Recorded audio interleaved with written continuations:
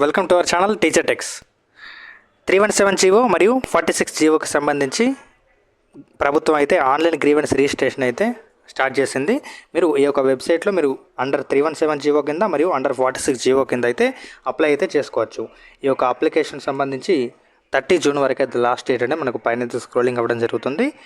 దీంట్లో ఇప్పుడు 317 జీవో కింద మనం ఏ విధంగా అప్లై చేయాలో ఇప్పుడు చూద్దాం. ఇక్కడ వెబ్సైట్ అయితే నేను కింద డిస్క్రిప్షన్లో ఇవ్వడం జరిగింది. అదేవిధంగా మీరు గూగుల్లో సింపుల్గా 317 జీవో గ్రీవెన్స్ లేదా 46 జీవో గ్రీవెన్స్ అని టైప్ చేస్తే మీకు ఫస్ట్ వెబ్సైట్ అయితే ఇవ్వడం జరుగుతుంది. ఆ యొక్క వెబ్సైట్ ఓపెన్ చేసుకుంటే హోమ్ పేజ్ అయితే ఈ విధంగా ఉంటుంది. ఇప్పుడు గ్రీవెన్స్ అండర్ 317 జీవో కింద ఏ విధంగా చేయాలో ఇప్పుడు చూద్దాం. ఇక్కడ క్లిక్ హియర్ అన్న దగ్గర క్లిక్ చేస్తే ఇక్కడ అప్లికేషన్ ఫామ్ అండర్ 317 జీవో ఇక్కడ మొబైల్ నెంబర్ అయితే అడుగుతుంది. మీ మొబైల్ నెంబర్ ఇచ్చి గెట్ ఓటీపీ అన్న దగ్గర క్లిక్ చేయండి. ఇక్కడ మీకు వచ్చిన ఓటీపీని ఎంటర్ చేసి వెరిఫై ఓటీపీ పైన క్లిక్ చేస్తే అప్లికేషన్ ఫామ్ అయితే ఓపెన్ అవ్వడం జరుగుతుంది.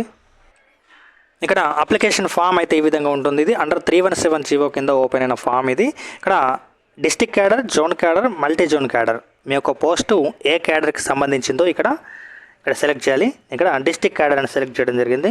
డిస్టిక్ క్యాడర్ అని సెలెక్ట్ చేసిన తర్వాత ఇక్కడ అలొకేటెడ్ డిస్టిక్ అయితే అడుగుతుంది. అంటే మీరు ఏ జిల్లాకి అలొకేట్ చేయబడ్డారో ఇక్కడ సెలెక్ట్ చేసుకోవాలి. ఆ తర్వాత సెలెక్ట్ చేసుకున్న తర్వాత ఇక్కడ అలొకేటెడ్ డిస్టిక్ సెలెక్ట్ చేసుకున్న తర్వాత ఇక్కడ రిక్వెస్ట్ ఫర్ రీఅలొకేషన్ అంటే నెక్స్ట్ మీరు రీఅలొకేషన్లో మీ యొక్క స్థానికత జిల్లాని అయితే సెలెక్ట్ చేసుకోవాలి. మీరు ఏ డిస్టిక్ అయితే మీరు అలౌట్ చేయదలుచుకున్నారో, మీకు ఏ డిస్టిక్ అయితే మీరు కావాల్సి అనుకుంటున్నారో నెక్స్ట్ రీఅలొకేషన్ కింద ఇక్కడ రిక్వెస్ట్ ఫర్ రీఅలొకేషన్లో ఆ జిల్లాని అయితే సెలెక్ట్ చేసుకోవాలి. సెలెక్ట్ చేసుకున్న తర్వాత ఇక్కడ నేమ్ ఆఫ్ ద ఎంప్లాయీ దగ్గర మీ యొక్క ఎంప్లాయీ నేమ్ అయితే ఇవ్వండి. అదేవిధంగా ఇక్కడ ఎంప్లాయీ ఐడి, అదేవిధంగా జెండరు, ఇక్కడ డేట్ ఆఫ్ బర్త్, ఇక్కడ కేటగిరీ వచ్చేసి మీ యొక్క క్యాస్ట్ని, అదేవిధంగా మీ యొక్క పోస్ట్కి సంబంధించి ఇక్కడ డెసిగ్నేషన్ అయితే ఇవ్వచ్చు.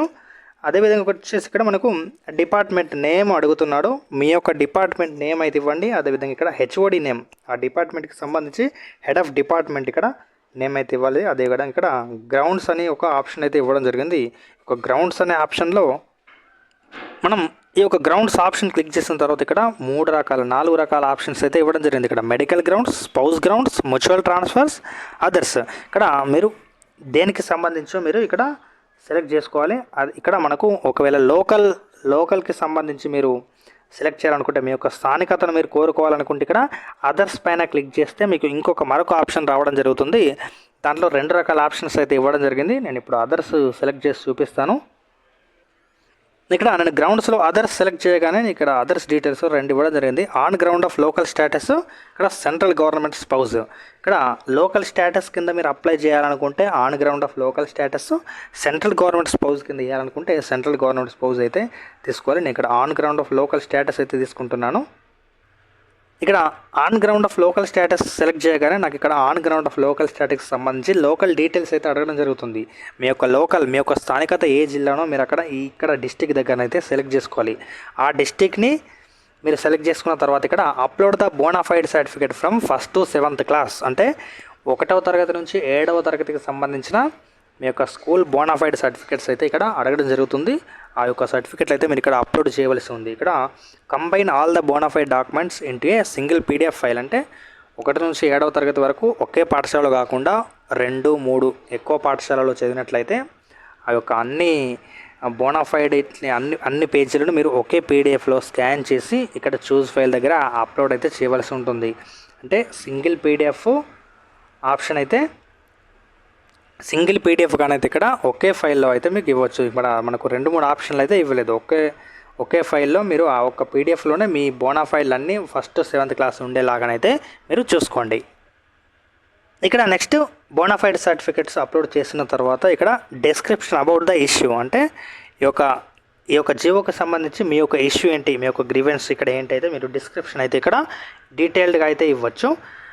నెక్స్ట్ ఇక్కడ మీ మొబైల్ నెంబర్ అయితే డిస్ప్లే అవ్వడం జరుగుతుంది. కింద upload the allotment processing copy of as per GOMs number 317 అంటే ఈ యొక్క 317 జీవో కింద మీరు అలాట్ అయినట్టు ఒక ఆర్డర్ కాపీ అయితే మీకు జీవో మీరు అలాట్ అయినప్పుడైతే మీకు ఇచ్చి ఉంటారు.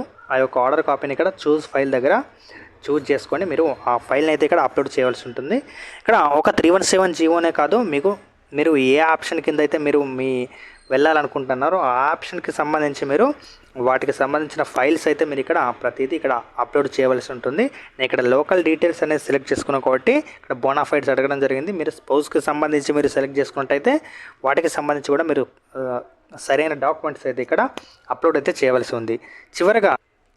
చివరగా మీరు సబ్మిట్ బటన్ పైన క్లిక్ చేస్తే మా అప్లికేషన్ అయితే సబ్మిట్ అయినట్టయితే మీకు చూపిస్తుంది. సబ్మిట్ చేసిన తర్వాత ఇక్కడ కనిపిస్తున్న డౌన్లోడ్ అక్నాలెడ్జ్మెంట్ పైన క్లిక్ చేస్తే మీ మొబైల్ నెంబర్ అడగడం జరుగుతుంది. మళ్ళీ వచ్చిన ఓటీపీని ఎంటర్ చేసి మీ యొక్క అప్లికేషన్ అయితే ఓపెన్ చేసుకోవచ్చు. దాన్ని పీడిఎఫ్గా ప్రింట్ చేసుకోవచ్చు.